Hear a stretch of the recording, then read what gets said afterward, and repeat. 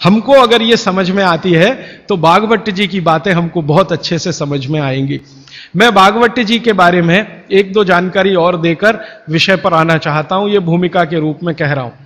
भागवत जी भारत देश के उन महान ऋषियों में गिने जाते हैं जिन्होंने चरक से भी ज्यादा काम किया। ये बात को बहुत ध्यान से आप सुनिएगा, लेकिन मैं विनम्रतापूर्वक कह रहा हूं।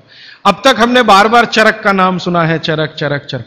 भागवत जी चरक के शिष्य थे और चरक ने जितने साल काम किया उससे 1.5 गुना ज्यादा काम भागवत जी का है। चरक जी के जाने के बाद चरक ने जो सूत्र लिखे हैं, जो उनकी खोज है, रिसर्च है, चरक संहिता जो पूरा का पूरा शास्त्र है, उसके एक एक सूत्र को प्रमाणित करने का काम भागवत जी ने किया। प्रमाणित करने का मतलब ऑब्जर्वेशन करना, फिर जैसा रिजल्ट है वैसा ही प्राप्त करना। जैसे चरक ऋषि ने कहा यह खाने से यह होता है, मान लो उन्होंने एक स्टेटमेंट कर दिया कि यह वस्तु खाने से यह होता है। भागवत जी ने उसको प्रमाणित करने में 25 साल लगा दिए, 20 साल लगा दिए, 30 साल लगा दिए, और जब तक देख नहीं लिया तब तक उसको लोगों को कहने लायक नहीं माना। हमारे आयुर्वेद चिकित्सा शास्त्र के जो विशेषज्ञ हैं वो ये मानते हैं कि चरक जो थे महापंडित थे, बहुत ऊंचे स्थान के व्यक्ति थे, लेकिन भागवत जी थे वो साधारण आदमियों के चिकित्सक थे। इसका मतलब क्या है? इसका मतलब यह है कि चरक ने जो बातें बहुत गहराई से और गूढ़ शब्दों में कही हैं, भागवत जी ने उनको बहुत सरल करके साधारण लोगों की समझ में आए वैसा प्रस्तुतिकरण कर दिया है। भागवत जी की ये 2 पुस्तकें अष्टांग हृदयम और अष्टांग संग्रहम पढ़ने के बाद मुझे लगा कि मैंने चरक को पढ़ लिया, सुश्रुत को पढ़ लिया, निघंटु को पढ़ लिया, सबको पढ़ लिया, क्योंकि उन्होंने सबका निचोड़ डाल दिया उसमें। और वो ये कहते हैं कि अब मैंने जो तैयार कर दिया है अष्टांग हृदयम या अष्टांग संग्रहम, ये आम आदमी के लिए है। वो चाहे तो इसका पालन करे और अपने जीवन में मेरी तरह से सुखी और निरोगी रहे। भागवत जी 135 वर्ष तक जिंदा रहे और उनके शिष्य बताते हैं कि उन्होंने इच्छा मृत्यु को धारण किया। माने उनकी इच्छा हो गई थी कि अब बहुत दिन जिंदा रहने से कोई फायदा नहीं है, तो मृत्यु को वरण किया। ऐसे पंडित आदमी, इतनी कमांड अपने शरीर पर। और वो ये कहते हैं जब मृत्यु को जा रहे थे तो उनके शिष्य कह रहे थे कि परेशान हम हो जाएंगे, आप चले जाएंगे। उनका कोई परेशानी नहीं है, ये शरीर छोड़ूंगा, दूसरा धारण करूंगा। जैसे तुम शर्ट बदलते हो मैं बदल लूंगा, लेकिन अब मुझे जाना चाहिए, इस शरीर का सीमा हो गया है। ऐसे व्यक्ति जिन्होंने मृत्यु को धारण किया अपनी इच्छा से, उन्होंने जो कुछ अपने जीवन में किया है वो 2 ही पुस्तकों में सारा समाहित है। तीसरी कोई पुस्तक उन्होंने लिखी नहीं, और वही दोनों पुस्तकों में कुल मिलाकर 7000 सूत्र हैं। 7000, 2 पुस्तकों में कुल मिलाकर 7000 सूत्र हैं। सभी सूत्र संस्कृत में हैं, ये तो आप जानते ही हैं, क्योंकि उस जमाने में हिंदी थी नहीं, तमिल थी नहीं, तेलुगु थी नहीं, ज्यादा से ज्यादा संस्कृत ही थी या प्राकृत थी। तो संस्कृत में उन्होंने सब कुछ लिखकर छोड़ दिया। वही सूत्र मैं पिछले कई वर्षों से पढ़ता रहा, 4-5 वर्षों से तो बहुत ज्यादा पढ़ रहा हूं। जब से मुझे मन में ये बात आई पढ़ता रहा। और हमारा जो अभियान है जो पूरे देश में हम चलाते हैं स्वदेशी के लिए, उससे ये बहुत गहराई से जुड़ा है।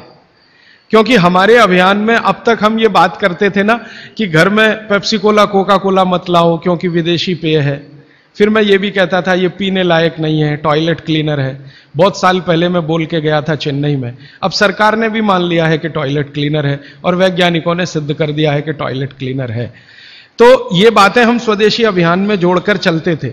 जब मुझे पता चला कि इसी स्वदेशी अभियान का एक बड़ा हिस्सा है पेप्सी कोका कोला भारत से धन लूटकर अमेरिका ले जा रहा है, ऐसे एलोपैथी चिकित्सा की दवाएं बनाकर कंपनियां उससे भी ज्यादा लूट कर ले जा रही। एक अमेरिकन कंपनी है, उसका नाम है प्रॉक्टर एंड गैम्बल। उसकी बैलेंस शीट मैंने देखी तो उनका मुनाफे का प्रतिशत 20,000 है, माने 20,000% प्रॉफिट कमा रहे हैं वो भारत में। पेप्सी कोका कोला तो 1000% पे काम कर रहे हैं, प्रॉक्टर एंड गैम्बल 20,000% पे काम कर रहा है। एक अमेरिकन कंपनी है एली लिली, उनका प्रॉफिट परसेंटेज 35,000 है, 35,000% मुनाफा कमा रहे हैं वो भारत में। तो ध्यान में आया कि विदेशी कंपनियां पेप्सी कोका कोला बेचकर जितना धन कमा रही हैं, उससे कई गुना ज्यादा एलोपैथी की दवाएं बेचकर कमा रही हैं। और उस धन को कमाने में भारत के चिकित्सक उनकी थोड़ी मदद कर रहे हैं, क्योंकि वो उन्हीं दवाओं का प्रिस्क्रिप्शन लिख रहे हैं जो ये कंपनियां बेच रही हैं। मैंने बहुत सारे चिकित्सकों से यह पूछने का लगातार प्रयास किया है कि आप इसी कंपनी की दवाएं क्यों लिखते हैं। मान लो एक चिकित्सक है, बहुत पैसे वाला है, प्रॉक्टर एंड गैम्बल की ही दवाएं लिखता है। बंबई में मैंने ये ज्यादा काम किया। और एक है वो एली लिली की ही लिखता है, एक है सेंडोज की ही लिखता है, एक सीबागाइगी की ही लिखता है। तो पता चला कि उनका कमीशन फिक्स है। ये खराब शब्द बोलने के लिए आप मुझे माफ करेंगे, डॉक्टरों का कंपनियों से कमीशन फिक्स है। माने कमीशन जो कंपनी ज्यादा देगी वो उसका प्रिस्क्रिप्शन लिखेंगे। इसका मतलब यह है कि उनको आपकी चिकित्सा से कोई लेना देना नहीं है, उनको अपने कमीशन की चिंता है। और वो कमीशन खाकर ऐसी दवाएं भी लिखेंगे आपको जो जरूरत नहीं है, गैर जरूरी हैं। अक्सर आपने देखा है कि एक साथ कोई डॉक्टर का प्रिस्क्रिप्शन है, 18-20 गोलियां लिखी हुई हैं, 4 सुबह 4 दोपहर 4 शाम 4 रात गोलियां ऐसे खिलाते हैं जैसे सब्जियां खाएं हम। और वो तो कहते हैं कि सब्जी वब्जी खाओ ही मत, गोलियां ही खाते रहो। हां, विटामिन बी के लिए भी गोली खा लो, विटामिन सी के लिए भी गोली खा लो, विटामिन ए के लिए भी गोली खा लो, और गोली से भी ज्यादा इंजेक्शन लगवा लो। और अब तो उन्होंने पता नहीं क्या क्या सब बना दिया। माने जो प्रकृति हमें दे रही है उसके चक्कर में न फंस के ये गोलियों के चक्कर में फंसो, ताकि कंपनी का माल बिके, ताकि उनका भी कमीशन बढ़े। ये पूरे देश में चल रहा है, कहीं ज्यादा कहीं कम। मैं आपको विनम्रतापूर्वक यह कहने आया कि जिस चिकित्सक को भगवान मानकर आप उसके पास जाते हैं, पैसे भी देते हैं, फीस भी देते हैं, लेकिन वो दवा आपको देता है कमीशन के आधार पर कि ज्यादा कमीशन है तो ये दवा लिखनी है, नहीं तो नहीं लिखनी। और भारत की सरकार बिल्कुल भी फेल हो चुकी है इस कमीशन खोरी को रोकने में।